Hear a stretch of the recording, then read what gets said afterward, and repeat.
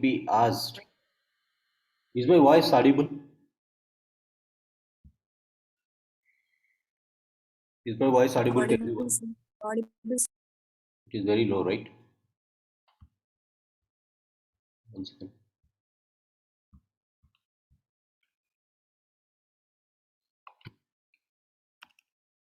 Hello, hello, hello. Can you check now? Can anyone speak? Audible, sir. Thank you. Now, let's look at concept of justice as far as Plato is considered. Now, justice as such is very important because we have theory of justice as separate topic in paper 1, section A. So it starts with Plato,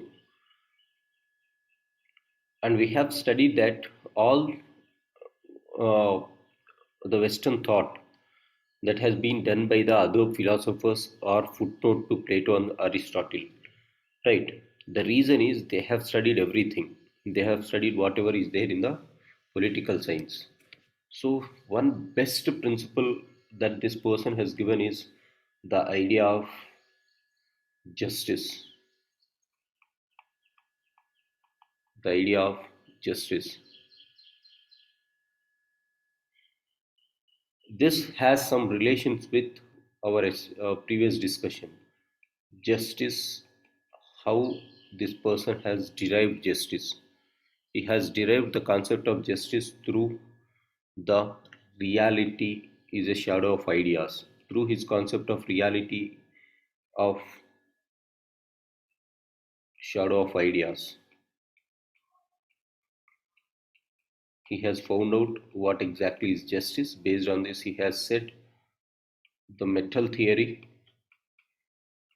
Based on the metal theory, he has propounded justice. So today we will be discussing on that concept itself. For those who have not present to my earlier class, just have a look at what I have discussed in my last class.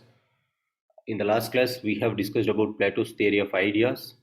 In order to discuss this, I have given this analogy, or Plato himself has given this analogy, and I said how this Plato theory of ideas is also linked with Indian concept of the so-called illusion or Maya. Right. Now, reality is the shadow of ideas. Reality is one thing. Shadow is one thing. Right. Many people will be an illusion thinking that this is the reality, but the real reality will be another thing. The real reality will be another thing. That is, when you enter into here, you're going to face the truth, and that is going to be the reality. Now, what Plato says is whatever we see, whatever our opinions are formed, if you are not having knowledge about the real, then you'll be always in an illusion thinking that whatever you see is real.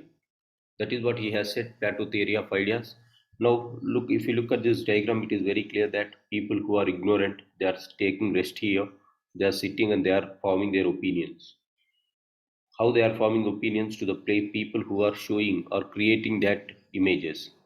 Now, in order to face this reality, what you have to require, you have to require to travel through the so-called, you have to struggle to go throughout the cave, and it requires efforts to go to this top. Right, from cave bottom to top, you have to go. How that can be reached? It can be reached with your soul. Right, that is what I said. Based on the appetite of your soul, or based on the so-called the nature of your soul, you will be reaching from one place to the other place. What is that nature of soul? Those who don't wish to take these efforts to come out of the cave, they will be just like settling here. For them, they are satisfied with their soul to be there. So that is called the appetite class. Those who are striving at least a bit to come out of this will be having the so-called soldiers class.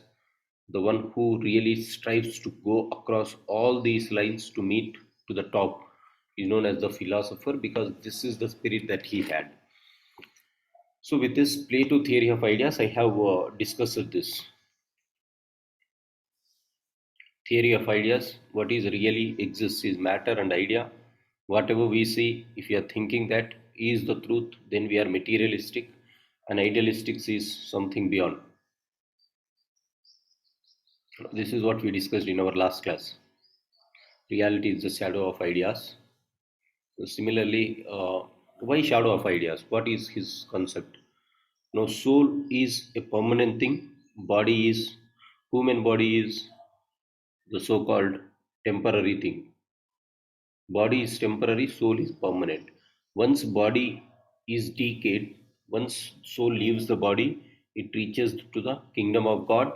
There, the soul will see what is there in the kingdom of God, and then it will get acquainted with this because kingdom of God is a permanent thing.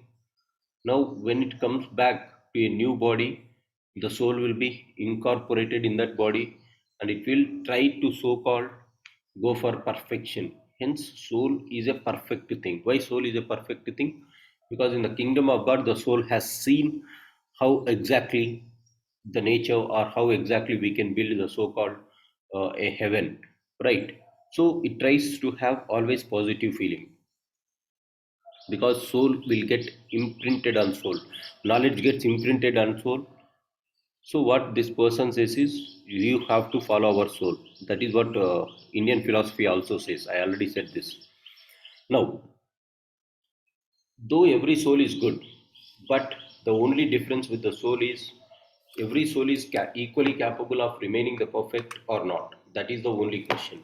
Soul is a good thing for everyone, but when you are coming back from the so-called kingdom of God onto the kingdom of earth, how exactly your soul remembers everything that it has seen on the kingdom of God.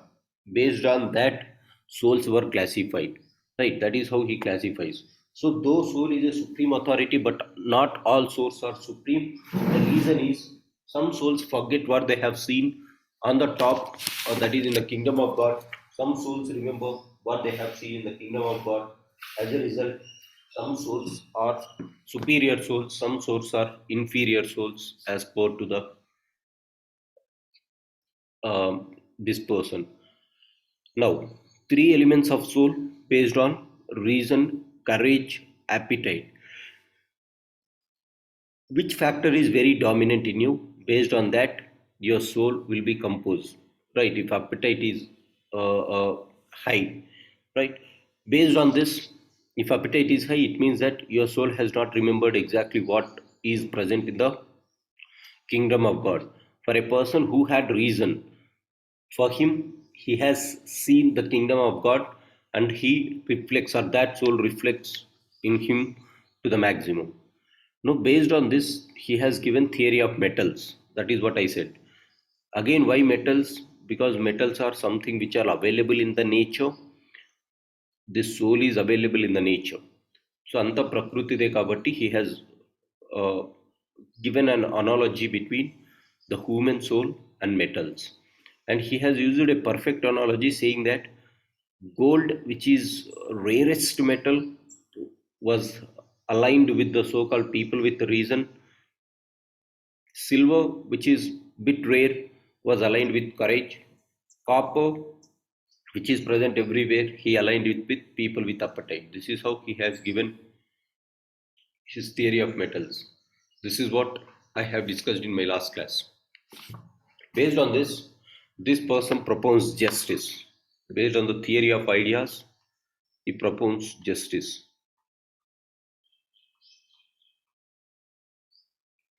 Now, what exactly is justice?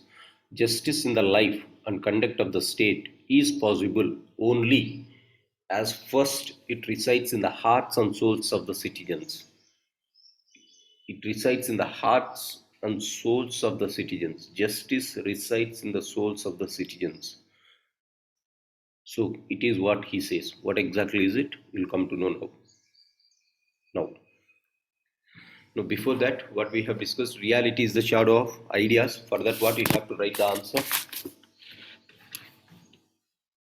Reality is shadow of ideas.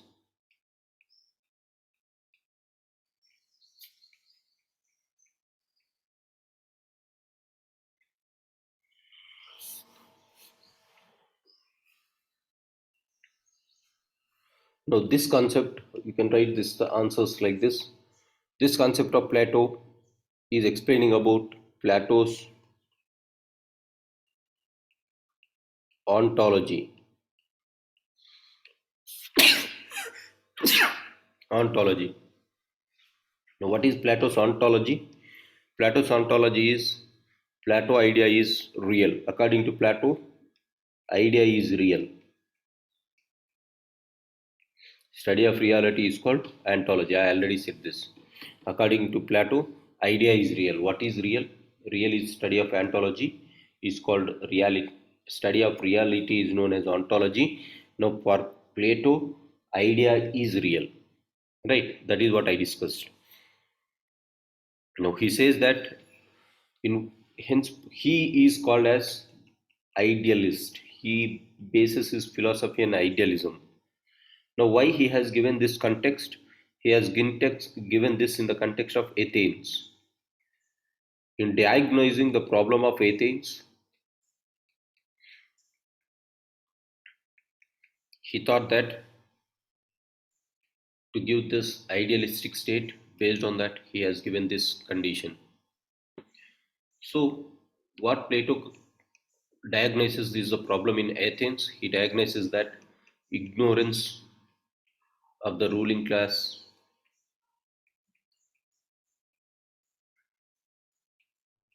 is the problem.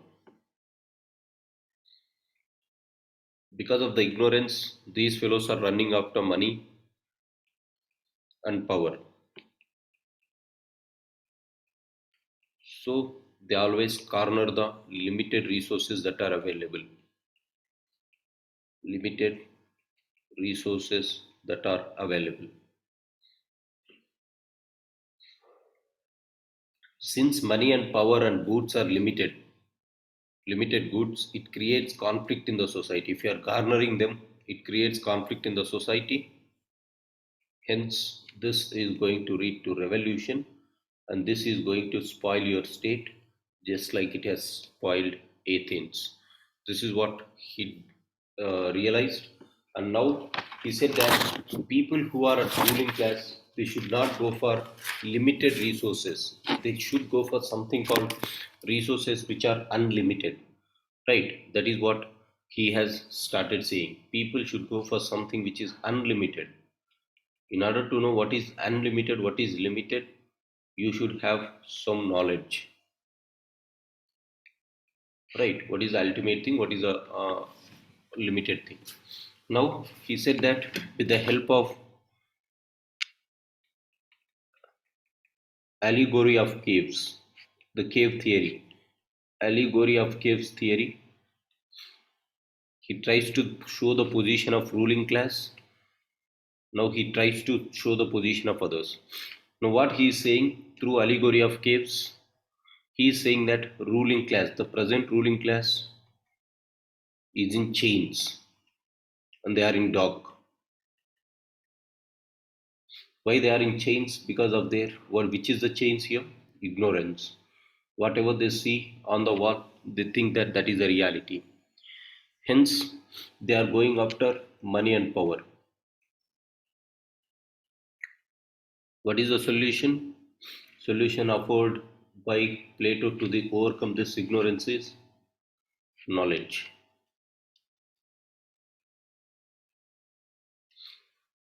However, path of attaining this knowledge, in order to gain this knowledge, the path that you have to take is not easy. To get UPSC exam, it is not easy, right? You have to struggle day in and day out. So similarly, it is not easy to get out of the so-called chains. Now, why it is very ignorant or why it is very difficult to get knowledge? The problem is with this ignorance itself. Ignorance are not only ignorant about lack of knowledge, but one thing which complicates ignorance is arrogance. As per Plato, he says that ignorance, if they are not arrogant, they will at least go to this path very easily. But if they are arrogant, then it is very difficult for them to attain knowledge, because with this arrogance they never consider that what they are feeling or what they are seeing is illusion. They always think that, they always feel that whatever they are seeing is the real. So this is the biggest problem of an ignorant person. Even in Telugu we will be saying మూర్ఖుని మనసు రంజింపచేయరాదు అని. Right, we cannot try to uh, uh, uh, make him to learn the things, because he is not only ignorant. This is called double whammy. Double whammy. On one side they are ignorance, on other side they are arrogant. As a result, it is very difficult for them to get out of this ignorance. Now, why? Because of their couplement of these two, arrogance and ignorance, what they think? They think that whatever they are seeing is the reality. Now, what they are seeing reality, the material world that they are seeing, they consider it as the reality. Because of this materialistic pleasures, because of this material world, they go for material pleasures. They go for material pleasures. Hence, he has given the concept called this is not reality, this is a reflection of reality. It appears that it is a reflection of reality. No. Based on this, he said that, based on this, he said that if you want to understand reality, you have to understand the soul. Right? Now, how to attain or understand the soul? He said through a process for dialectics. We already discussed this also. What is dialectics? This is having thesis statement, synthesizing antithesis, and from this discussion you will have one synthesis. In the next round of discussion, this becomes the thesis.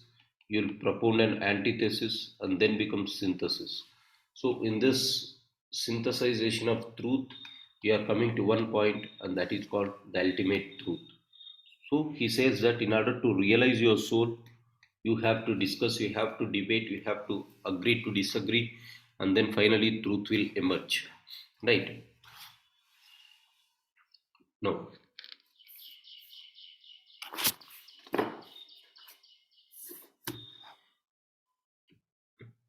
Next one is, so this is what Plato's concept of reality is. Now he says through this means one thing called virtue is knowledge.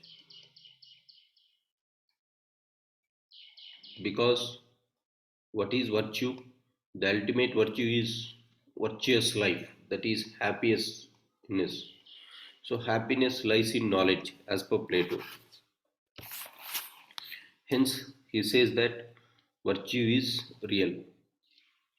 I said this through an example like, in order to have this happiness or in order to have this knowledge,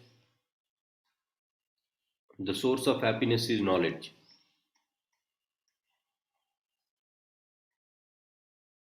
Now, what is knowledge? When a shoemaker makes excellent shoe, then he will feel happy. Shoemaker won't feel happy if that shoe is getting high price. He will not be bothered about the price.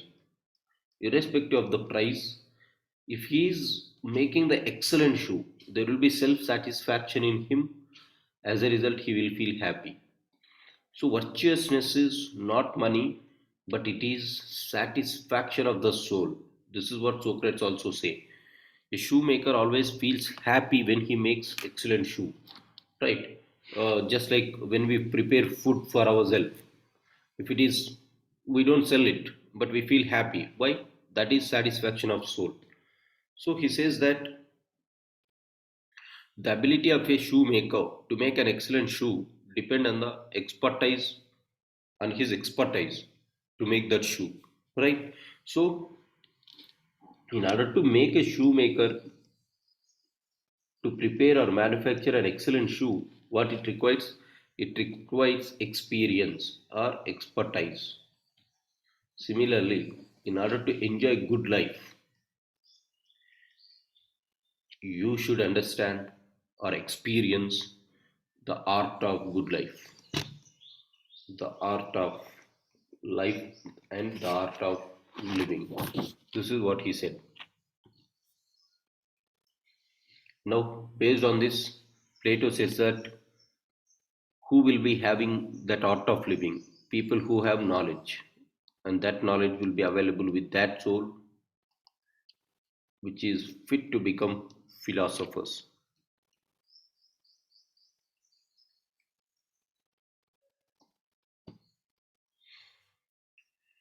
So, this theory, once it is ruled, this is known as the ideal state as per Plato. This we have discussed in various contexts also.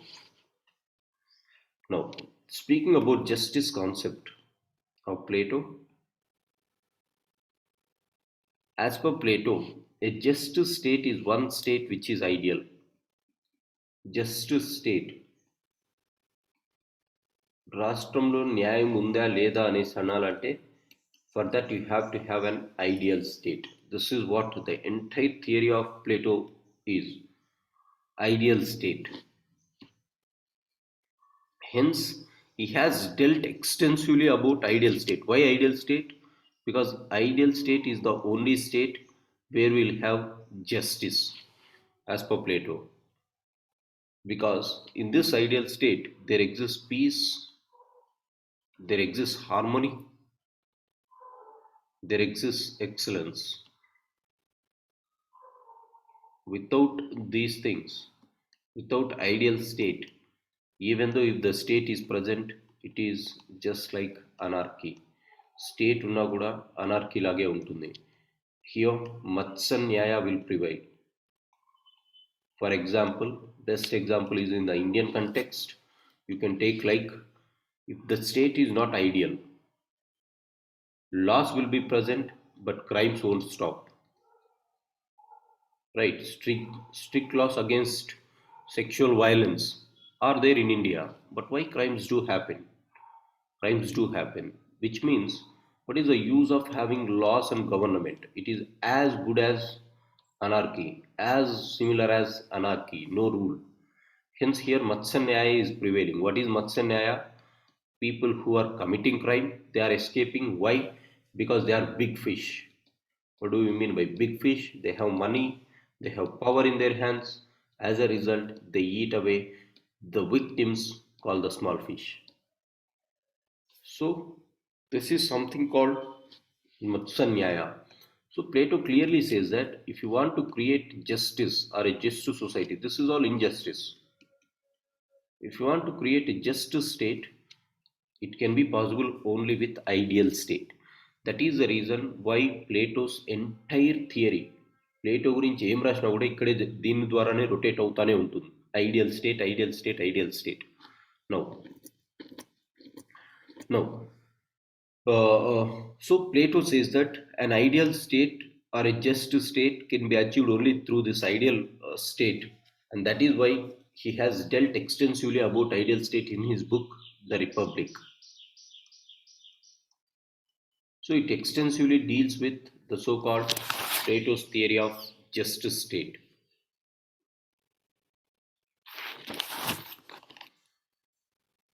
Now, so if you look at the Republic, I already said the subtitle of Republic is Concerning Justice.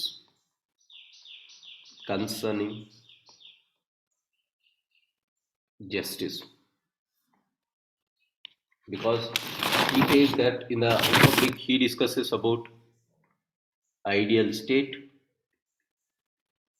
As a result, this book is titled as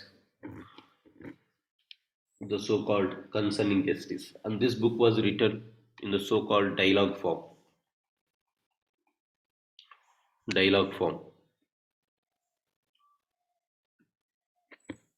Now, in order to understand what exactly is this fellow's concept of justice, you have to understand some main characters. We'll just discuss about this. In his dialogue, he creates some human beings who are having that dialogue. In his book, he creates some human beings who are having dialogue. And who are those persons? One human being is Socrates, the other person is Cephalus. There is one character called Cephalus in the book. There is one more person called Polymarchus. Polymarchus. There is one more called Glaucon. There is one more person called Glaucon. And there is one more person called Thyrasimachus. So these are the persons whom no need to remember into that depth. I'm just giving you the concept to understand justice, because if you want to understand justice, you can think on these lines. So Itanu Bukuro, in order to explain what is justice, he went through dialogue, a dialogue which is made between some persons in the society. Who are those persons? Thyrasimachus, Socrates, Cephalus, Polymarchus, Glaucon. Now, in order to get justice, there will be a discussion among them, right? There will be a discussion among them, and what they will propose first, they will propose a thesis statement. Based on discussion, they will create some antithesis to your thesis. Then they synthesize.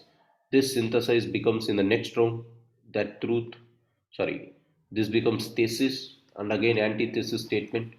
Then synthesis. So like this, they synthesize the truth by discussing. So this is how they go for justice. Now let's look the so-called what is the concept of Plato's theory of justice and how he proposes in this book. Now, if you look at the so-called Plato, Plato in his book has discussed about ideal state. In the ideal state, what Plato says is the ideal state of Plato is known as Kallipolis, K-O-L-L-A, Kallipolis. What is this Kallipolis? You'll understand in a while. Now, so he has discussed in his book The Republic about this. I said, so the Republic, the book Republic is about a treatise, means it is a subject on two things, politics and ethics. Politics and ethics, and as per Plato, there is no difference between politics and ethics. Just like Gandhiji, politics and ethics are not inseparable, which means politics without ethics is dangerous. Plato said this.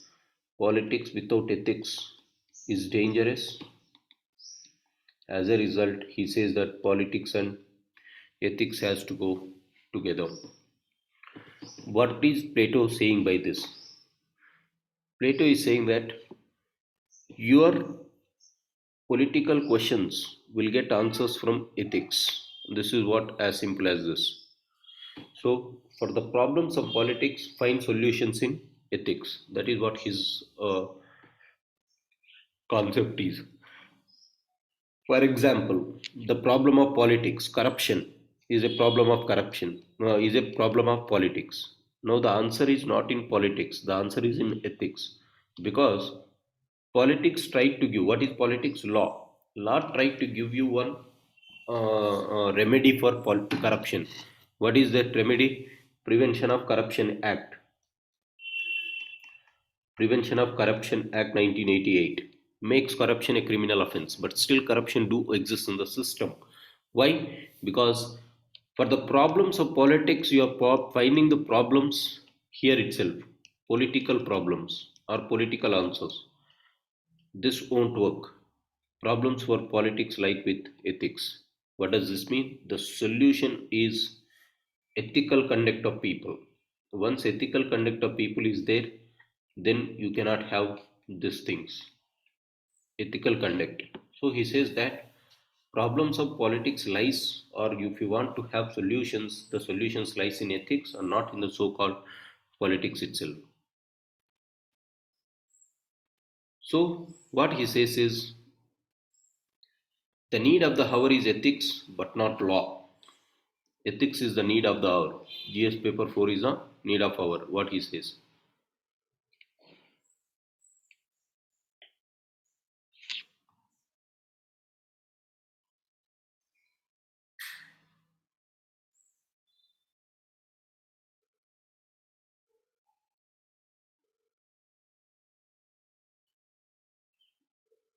No. Let me continue. Now what he says, in order to create Khalid police, that is ideal state. He says ideal state can be built on the idea of justice because according to Plato, justice is the highest virtue.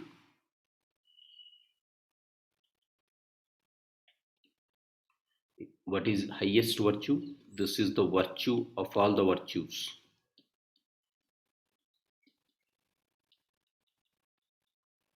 If justice is not there, if this virtue is not there, other virtues doesn't exist. That is what the statement means. Justice is the highest virtue means it is the virtue of all the virtues. I have already said you, liberty, equality will exist only when justice is there. Unless and until that is there, these virtues will not have any meaning. Like other virtues like knowledge, courage, temperance, it will not be there if there is no justice.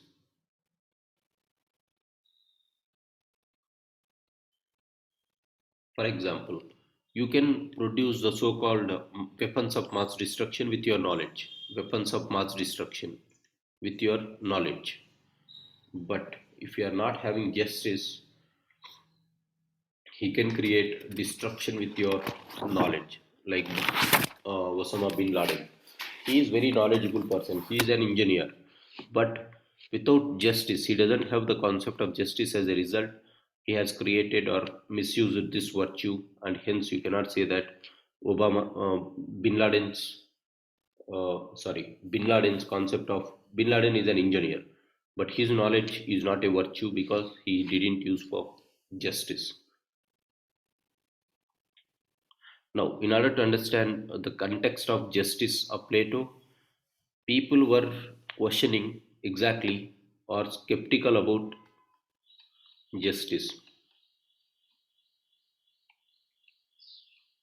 because the just people, just like in India today, at that time in Athens, the just people were very poor and unjust people are rich. Why they are rich? Because of corruption. Just people are poor as a result. So what they